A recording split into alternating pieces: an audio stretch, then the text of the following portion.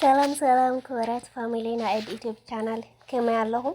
ኣነ ሰላም የዝጋየር መስገን ከም ሰላም ዘለኹ ከዓ ሰላም ክትኮንለይ ናይ ኩሉ ግዜ ቶምኒተ ኤኮራት ፋሚሊ እምበርካስ ናይ ሎማዓንቲ ከዓ ከምቲ ልሙድ ኣፕሊኬሽን ባዕላ ኮይና ብጣዕሚ ደስ ዝብል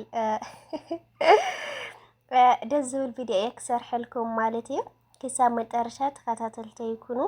ከኡ ድማ ብጣዕሚ ብውሽጢ መስመር ድወለ ኮመንት ድዩ ኣጅኹ ገብዚ በርትዒ እናበልኩም ተባራትዑ ሰባት ልዕሊ መጠን እየ ዝፈትየኩም ዘኽብረኩም የቐኒለይ ክለኩም ይደሊ ከኡ ድማ ብዙሓት ኣለኹም ኣጅኺ እድወ ዝለዓለ ደረጃ ተበፅሒ ኢልኩም ብጣዕሚ ተፅናዕናዕንና ተስፋ ተስንዑኒ ላእካትኩም ሒዘ ተስፋ ኣይቆርፅን ብዙሕ ቶምኔት ኣለና ኣብ ዝለዓለ ደረጃ ንክበፅሕ ከዓ ንኣኻትኩም ሒዘ ስለ ዝኾንኩም ልዕሊ መጠን እየ ዘኽብረኩም ዝፈትየኩም እና ፋሚሊ ከውዚሐልኩም ላኡ ከብለኩም ክሳብ መጨረሻ ተኸታተልቲ ይኩኑ።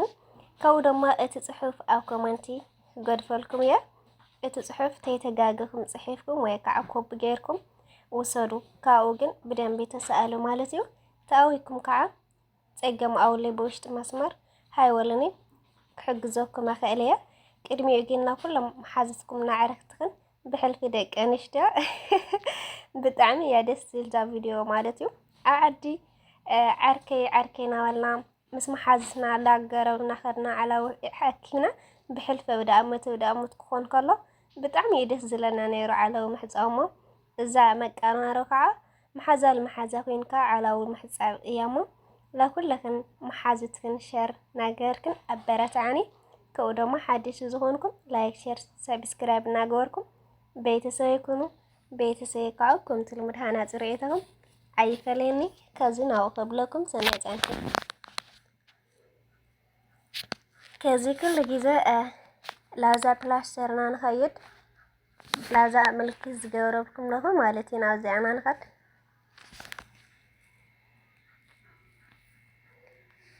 ካብዚ ጅመል ኢልና ንፅሕፍ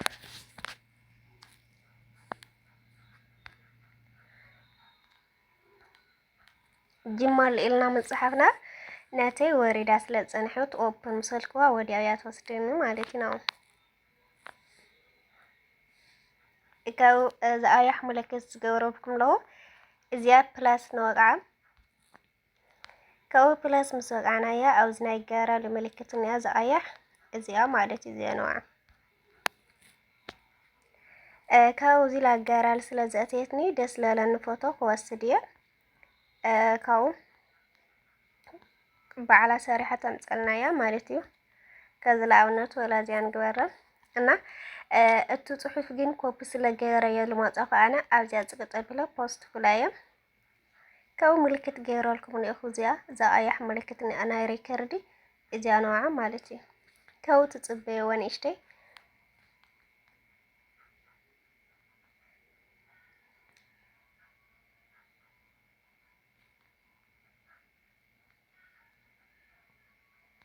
ብጣዕሚ ይቀልል ብጣዕሚ ደስ ዝብል ማለት እዩ። እና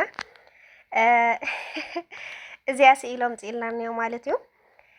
ካብኡ ኣብዝሓ ሓተት ብውሽጢ መስመር ከመይ ጌርና ኢና ሴፍ ንብሎ ወላ ፎቶ እኳ ባዕሉ ሰሪሑ ተሰዲድልና ግን ሴፍ ምግባር ኣብና ገለትላ ብጣዕሚ የቃልል።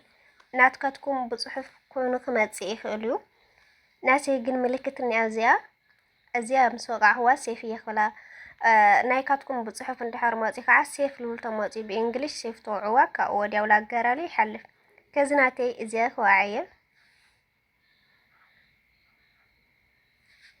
ከው ቀሲልኩም ብዙይ ትወፁ ከው ላጋራል ትኸዱ ማለት እዩ።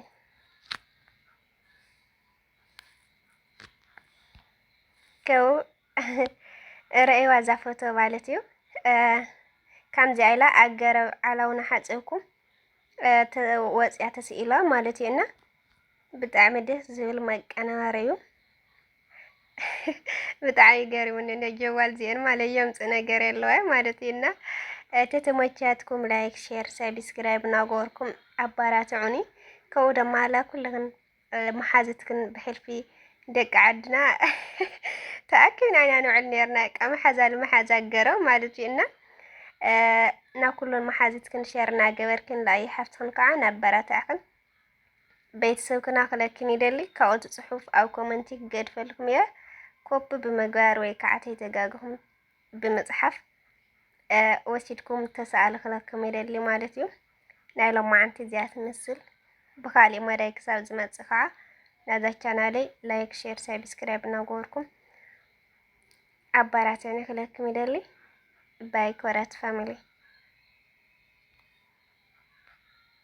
من قدهم يقنع انكفات كاب قدميهم يوجد حبال صاحبل بعال كفوهم ما يربح حب قدميهم نستنبر برهان زخلف عنقافي بحيل املاحكم يوجد تساغرو دا امبراي تترفو صباحناتكم يامو بحقوت صنو سسنو ماليسكم سودو نبعز زبل خابعين تخصرق يمنابتا معالت محداس يبصحكم سكفتاكم بتبعات تاكم بانقعا قرعات يدبس معالت حقوسكم تمصا مواعلاون ينواح ابدقيتات يرحو زيت عصا دغم واال دمقت تخونلكم زحلفكم ياكل يمو مملاس يخونلكم زحلفكم ما منقد مكرا دغينكم نخيت ملسوا اسرا يصور اسرفنوتا يمندب እታኸም ጥዑም ጸናጽል ንጎም ውዝ ወጋሕታ ተለምልም ወርሓት እልልታኹም ግና ቀልጢፋ ትበሰር በወሓይዝ ምድርኹም ክዝምሩ ብንፋስ መብራቕኩም ክትሕበኑ ኣብ ሰውሕታት ሃገርኩም ክትዕንድሩ ኣብ እንባታት ወፂኹም ሽግዓወት ከተበስሩ